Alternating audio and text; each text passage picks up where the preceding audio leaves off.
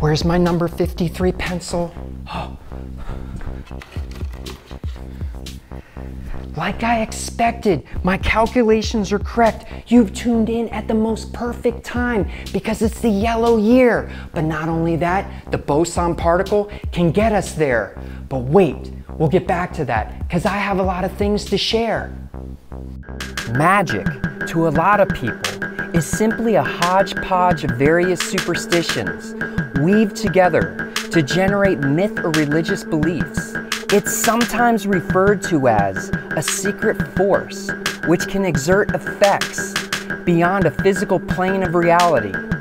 But what is magic in the modern sense?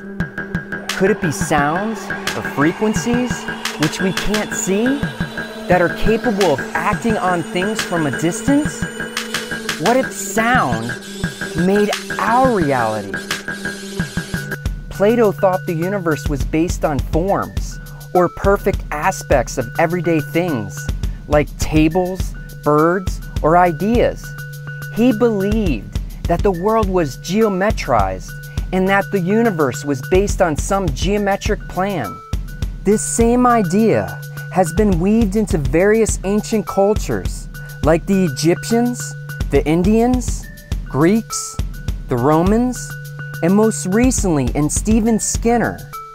Some of the earlier ideas even implied that music generated from harmonics could explain how the world came to be. Pythagoras, along with the Chinese, thought this, and even Kepler was inspired to base his laws of planetary motion on these 5 Platonic solids.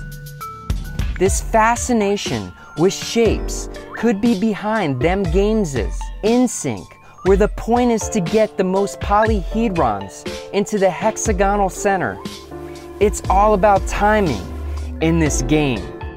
But all games aside, the most interesting thing that came out of this enthrallment with shapes were the experiments by Ernest Chladni, the father of acoustics, which opened up the field of cymatics. One of the ideas in this field that is setting the world on fire was shown by a team of physics and chemistry students from a university in Denmark who used a Rubens tube to show the effects of sounds on flames. From all this, maybe we're getting a glimpse into an ancient silent force with immense creative capacity. Since we are products of this world, shouldn't we have the same potential to create new things? Contact is a great example. It's a tangible audio interface that visualizes sound and makes acoustic vibrations that you can create from tapping on a wooden surface. But don't let a wooden surface limit your creative musical force. With Ototo, you can make music from virtually anything you set your imagination to. With this unconventional synthesizer, equipped with 4 sensor inputs, it can attach to just about anything to expand your universe creating capacity.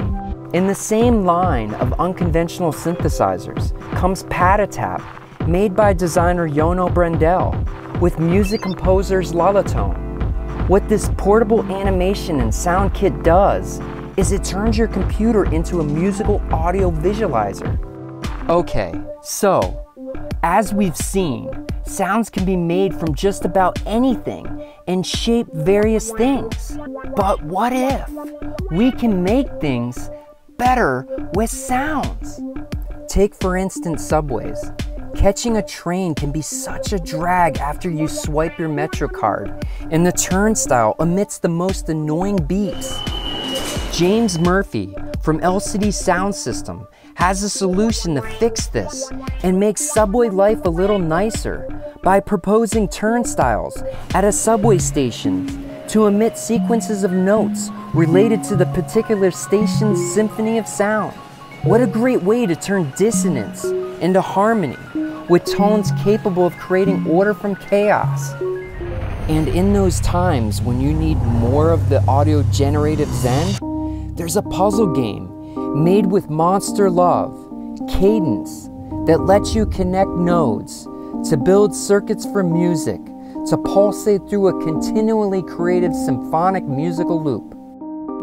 You won't be out of the loop with the ability to make colors and fabrics with Judit Karpati's Chromosonic, a visual demonstration of the effects of sound on electrically conductive fabric dye using an Arduino chip and nichrome wires to weave a tapestry of chameleon-like transformation.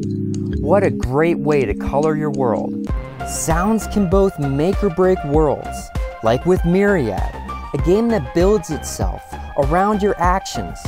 Players make and break worlds in this chain reaction, Cymatics simulating game, upgrading your weapons with each cycle that with each mistake unlearned, you are forced to repeat this over and over again. Sounds as if we have immense capacity to shape, make, or break things. This might have been what built the Great Pyramids in Egypt, or lifted stone slabs in certain Tibetan Buddhist communities. It's a technology being rediscovered and refined by some, like the team of Japanese scientists who have levitated small objects with sound. It's also being applied to sound cannons and acoustic tractor beams now being devised by researchers from around the world. This peculiar quality about sounds to affect object movement could potentially explain why we're compelled to certain actions, like an auditory tactile synesthesia, as in 4D sound, a spatial tracking system with UWB sensors that allow sounds to move through a space and around an audience, where certain sounds can induce sensations in parts of the body, causing one to dance, like in Bounden, a two-player game created by Game Oven Studios in collaboration with the junior company of the Dutch National Ballet that uses a smartphone gyroscope to make players dance together to move in smooth, synchronous ballet gestures. Working together to create the symphony of life is just what this interactive performance piece by Tacit Group is all about. It uses an adaptive piano composition by Steve Wright and forces participants in this traditional game of Pac-Man to complete the song together.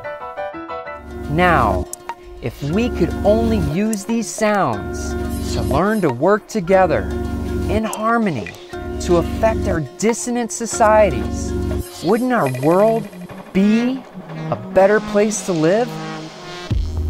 Yes, change of attire. What better way to be prepared? But hold up for a second. I'm not done.